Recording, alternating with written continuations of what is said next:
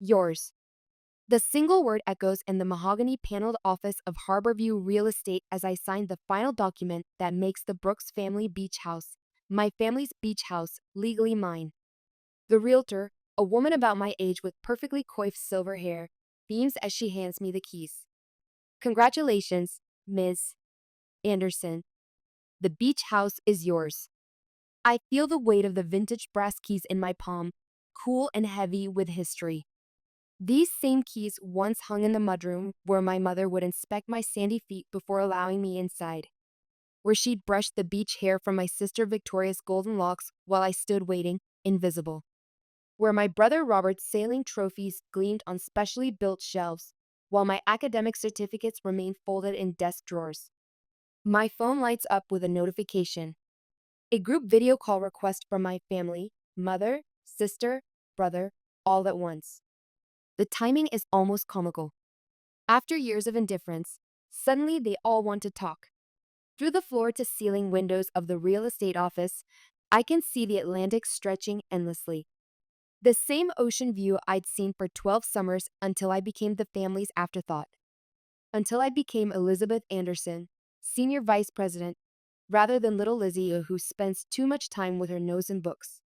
I smile at the realtor, tuck the keys into my designer handbag, and answer the call. Hello, everyone, I say, my voice steady as a surgeon's hand. I have some news. Flashback 1 month earlier, the invitation appeared in my inbox like a ticking bomb. Annual Anderson Family Beach House Reunion. Save the date. My sister Victoria's cheerful mass email might as well have been addressed to everyone but me. I knew the script by heart, having lived it for the past 5 years. I sat at my expansive desk in my corner office, walls adorned with 25 years of accolades and recognition, awards that my family had never bothered to acknowledge. The Manhattan skyline stretched before me, glass and steel reaching toward an indifferent sky. Not letting it get to you again this year, are you? Sarah asked, pausing at my office doorway, her keen eyes noting the slight tension in my shoulders. Even after 20 years of friendship and professional collaboration, she could read me like a quarterly report. Of course not. I lied, closing the email with a decisive click.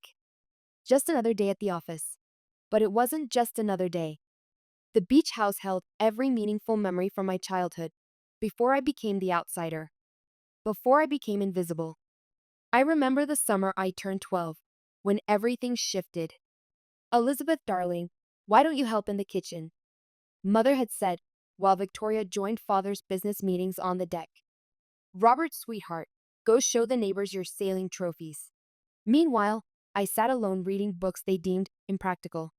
My phone buzzed. A text from my oldest friend Jennifer. Let me guess, another reunion email? I typed back, bingo. Want to bet how long before mom calls to explain why there's limited space this year? The answer came precisely 47 minutes later. Margaret Anderson, flashing across my phone screen. At 78, my mother was as punctual in her exclusions as she'd been in her 30-year teaching career. Elizabeth, dear, she began, her voice carrying that artificial sweetness that always preceded disappointment. About the reunion. Let me save you the trouble, mother. I surprised myself with my steadiness. The house is too full, right? Victoria's children need their space? Or is it Robert's new wife who needs the extra room this year? The silence on the other end felt heavier than the stack of merger documents on my desk. Well, you know how it is, she finally managed. Victoria's children are at such an impressionable age. Her voice trailed off, waiting for my usual acquiescence. I glanced at the official letter sitting on my desk, the one I hadn't mentioned to any of them. Senior Vice President at 52, heading the international division after the Richardson merger. The culmination of a career I'd built while they were busy not noticing. Yes, mother. I know exactly how it is, I said quietly. For once, I wasn't pretending the exclusion didn't hurt. I was simply acknowledging the truth of our relationship. After hanging up, I walked to David's office, my mentor and CEO for the past 15 years. He looked up from his computer, reading my expression instantly. Family? He asked, gesturing to the chair across from him. I nodded, sinking into the leather seat. Sometimes I wonder why I still let it affect me. I'm 52 years old, for God's sake. The admission felt raw, unprofessional, but with David, I could afford moments of humanity. Because you're human, he said simply, leaning back in his chair. The dying sunlight caught the silver in his hair, reminding me of my father in his better days, before he decided I wasn't worth investing in. But you know what? The best revenge isn't just success. What is it then? I asked, expecting one of his usual platitudes. The best revenge is becoming so essential they can't ignore you anymore. He leaned forward, eyes twinkling with mischief and wisdom. Speaking of which, have you made your decision about Hong Kong? The international division. My division, if I wanted it. If I was willing to leave New York behind. I pulled out my tablet, pushing thoughts of family aside. Actually, I've been running some projections. What if we approached the Asian markets differently? For the next hour, we dove into work, my sanctuary, my vindication. As I walked David through my strategy, I felt the familiar surge of confidence return. This was where I belonged, where I was valued. At Jennifer's home. You know what you need? Jennifer said, pouring a generous glass of Cabernet at her expansive dining table. Her liar's precision was evident in the perfectly arranged charcuterie board between us. A plan. A plan for what? I asked, savoring the wine's complexity. Jennifer had always had exquisite taste, even back in our college dorm when we drank boxed wine and dreamed of changing the world. To show them exactly what they've been missing. You're not that bookish, overlooked girl anymore, Liz. You're Elizabeth Anderson, the woman who just engineered a multi-billion-dollar merger. Rain tapped against the floor-to-ceiling windows of her Upper East Side brownstone. Outside, Manhattan glittered like a jewelry box of broken promises and new beginnings. What's the point? I traced the rim of my wineglass. They've made it clear where I stand for decades. Mother practically raised Victoria to be her carbon copy, the perfect daughter who married the perfect MBA and produced the perfect grandchildren. And Robert was groomed to take over Dad's company from the moment he could walk.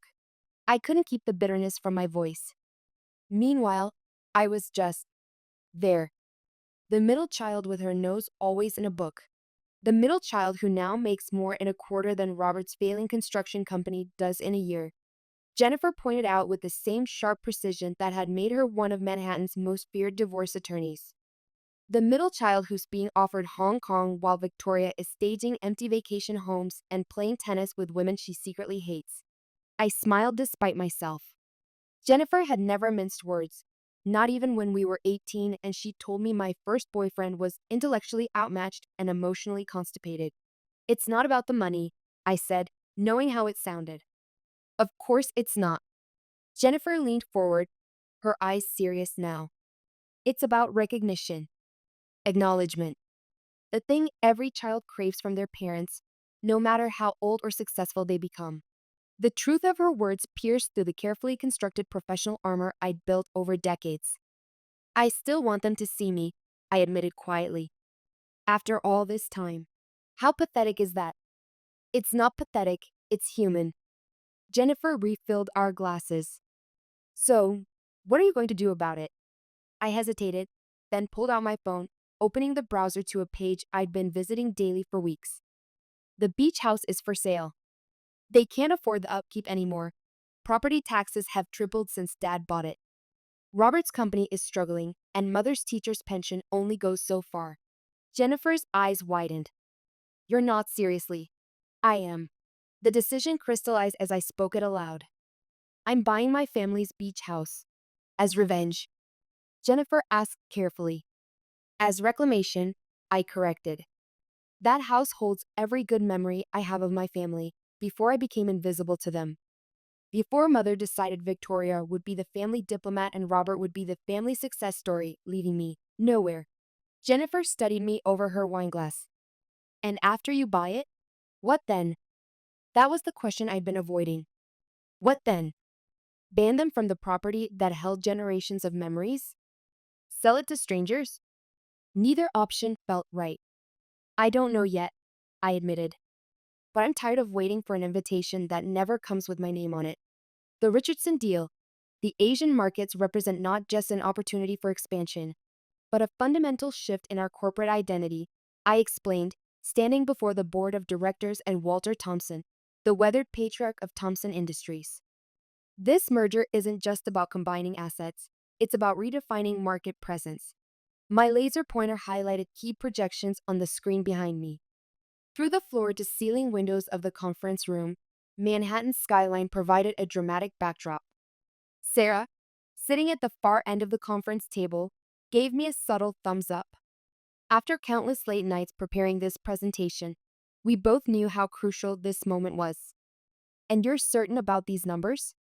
Walter Thompson himself leaned forward, his eyes, sharp despite his 68 years, scrutinizing the data. I stake my reputation on them, I replied without hesitation. More importantly, I stake the future of both our companies on them. David cleared his throat from his seat beside Thompson. Elizabeth has never steered us wrong before. Her track record speaks for itself. I felt a flash of warmth at David's confidence, the kind of unwavering support I'd craved from my father, who had dismissed my business aspirations with a casual "women don't have the temperament for corporate finance." The meeting concluded 2 hours later with handshakes and signed preliminary agreements. As the board members filed out, David pulled me aside. "Outstanding work," he beamed. "Though I have to ask, why didn't you mention the Hong Kong position? This merger practically guarantees you the role." My stomach tightened. The international division head role, a career-defining opportunity that, coincidentally, would place me on the other side of the world during the upcoming family reunion. Still considering my options, I said carefully.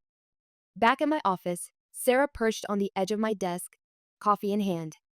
"Spill it. What's really holding you back?" "This is everything you've worked for." Before I could answer, my phone buzzed. Victoria's name flashed on the screen. I let it go to voicemail. "That's what's holding her back," Jennifer announced, appearing with lunch bags from our favorite deli. "Family drama, as usual."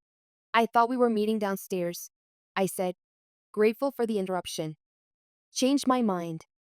Besides, I wanted to hear about your triumph firsthand." She distributed sandwiches, then fixed me with a knowing look. "So, Hong Kong? News travels fast," I muttered. "In this case, good news should travel faster," Sarah insisted. "You can't seriously be considering passing this up because of them." My phone buzzed again. A text from Victoria. "Mom's asking if you got the reunion email. Please respond." Jennifer glanced at my phone screen and rolled her eyes. "Oh hell no. You know what this is?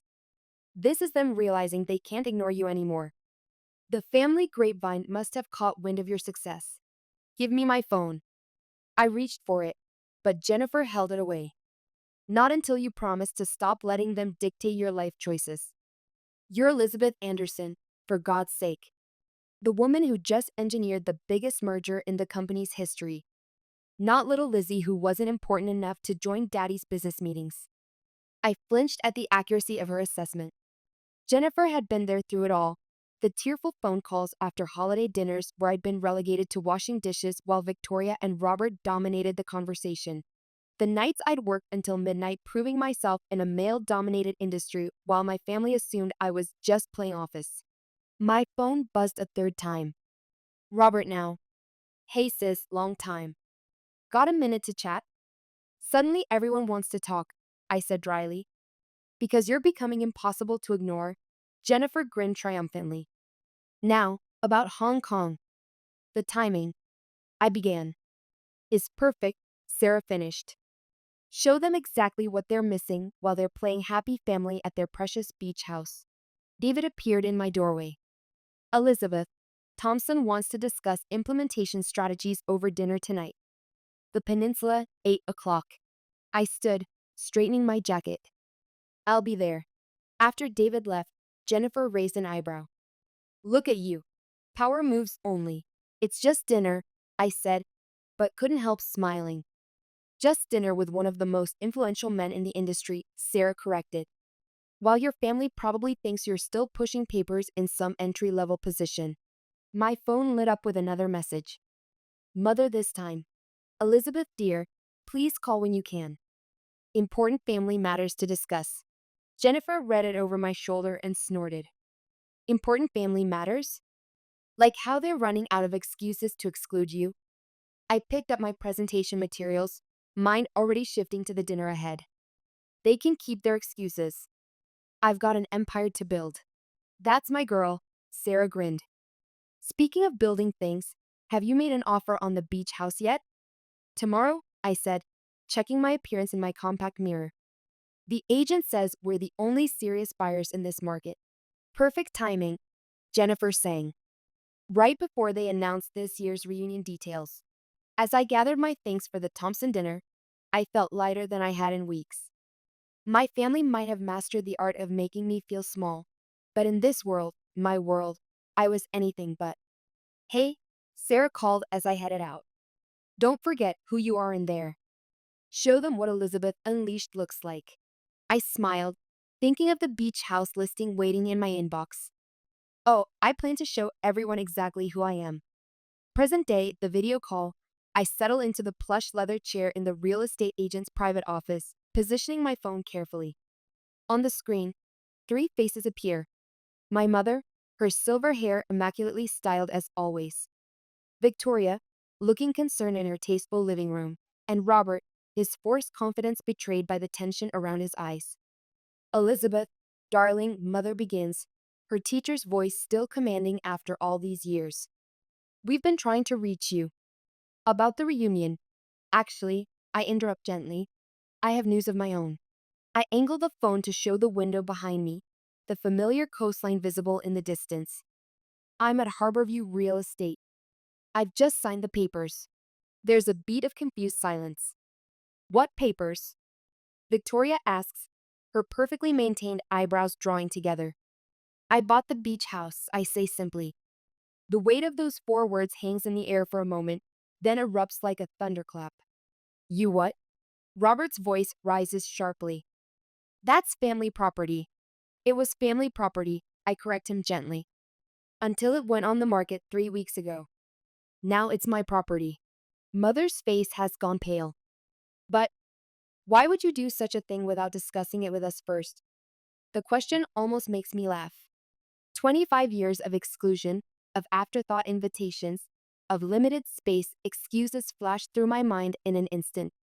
When was the last time my opinion was considered in family decisions, Mother? I ask, keeping my tone neutral. Professional. The same voice I use in board meetings when someone has made an egregiously incorrect assumption. The silence on the other end is deafening. What are you going to do with it? Victoria finally asks, her voice small. This is the moment I've played out in my mind dozens of times over the past weeks. The moment of triumph, of revenge served with compound interest. I could tell them they're not welcome. I could announce my plans to sell it to developers. I could savor the look of loss on their faces, the same expression I've worn for decades at family gatherings. But as I look at their faces, older now, vulnerable in ways I hadn't noticed before, I feel something unexpected. Not satisfaction. Not vindication. Just clarity. I'm going to restore it, I say finally. The East Wing needs structural repairs, and the kitchen hasn't been updated since the 90s. And then, Robert presses, the businessman in him always looking for the bottom line. And then, I pause, feeling the weight of the keys in my hand. You're all welcome to use it. As always. Their confusion is palpable even through the small screen. But, I continue. There's one condition. Of course there is, Robert mutters. Respect. I say simply. Mutual respect. We're not children anymore. I'm not the little girl you can send to the kitchen while the important conversations happen on the deck. I'm the woman who just became Senior Vice President of International Operations. The woman who engineered the Thompson merger. The woman who can afford to buy and maintain the beach house that holds our family history. Mother's eyes widen slightly. Senior Vice President? When did that happen? 2 weeks ago, I reply. The same day you called to tell me there wasn't room for me at the reunion. The silence that follows feels different from the dismissive silences I've known all my life. This silence has weight, has recognition. I'm taking the position in Hong Kong, I continue. I leave next month, but the beach house will always be there for all of us. A place where we can possibly learn to be a real family. If you're interested in that, Victoria is the first to break the silence. I had no idea about your promotion, Liz. That's, that's amazing. Thank you, I say, the simple acknowledgement surprisingly sweet after years of invisibility. Hong Kong, Mother repeats, a hint of wonder in her voice. My goodness. Congratulations, Robert says stiffly, his pride visibly wrestling with respect. I thank them, then check my watch. I need to go. I have a video conference with our Asian partners in 30 minutes. As I prepare to end the call, Mother suddenly speaks up. Elizabeth, wait. Her voice has lost its usual commanding tone. Your condition, respect. We accept it. She takes a breath, seeming to struggle with her next words. And you've done well. Really well. Your father would have been proud. The words I've waited decades to hear. They don't heal everything. Nothing could, but they're a start. A recognition. An acknowledgement that I exist. Thank you, Mother, I say quietly. I'll be in touch about the renovation plans. After ending the call, I stand by the window, looking out at the Atlantic. The same waves that have witnessed generations of my family's history will now witness something new, a reclaimed place, a conditional reconciliation, a family learning, perhaps, to see each other clearly for the first time. The realtor returns with the final documents in a tasteful leather portfolio. Everything's official, Miss Anderson. The beach house is yours. Yes, I say, feeling the brass keys warm in my palm. It is. Epilogue at Hong Kong. 6 months later, the Hong Kong skyline blazes with light outside my executive office window. 52 floors up, the city looks like a constellation of earthbound stars. My assistant enters with afternoon tea, a ritual I've come to appreciate in my new role. Ms. Anderson, the video conference with New York is set up in the main boardroom, she informs me. And you have a personal call online too. I thank her and pick up the phone. Elizabeth Anderson speaking. The renovations are finished. Jennifer's voice comes through clearly despite the thousands of miles between us. I just did the final walkthrough with the contractor. You were right about opening up the east wing. The view is spectacular now. Send pictures, I request, feeling a twinge of nostalgia for the salt air and wooden boardwalks of my childhood. Already did. Check your email. Jennifer pauses. Also, your family is arriving this weekend for the Memorial Day gathering. Victoria called me twice to make sure the rooms are prepared the way you specified. And are they? Down to the fresh flowers in your mother's room and the sailing books in Robert's study. Though I still think you're being too generous. I smile, watching the harbor lights below. It's not generosity, Jen. It's reclamation. Of the house, yes, but more importantly, of my place in the family. And if they revert to old patterns, then I'll handle it. But I'm giving them a chance to prove they can change. I take a sip of tea, savoring its subtle complexity. Besides, I won't be there this weekend. I'll join them in July. Giving them space to adjust to the new reality?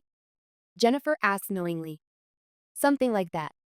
I turn as my assistant signals that the board is waiting. I have to go. Give my best to everyone. Will do, Ms. International Division Head, Jennifer teases. Don't work too hard. After hanging up, I check my email quickly. The renovated beach house looks magnificent, stronger, more open, more welcoming than it ever was before. Much like its owner. As I walk toward the boardroom, my phone chimes with a text. Mother, the house looks beautiful, Elizabeth. You've done a remarkable job. We miss you. Call when you can. I smile, tuck the phone away, and push open the boardroom doors, ready to command the room, just as I've finally learned to command my own life.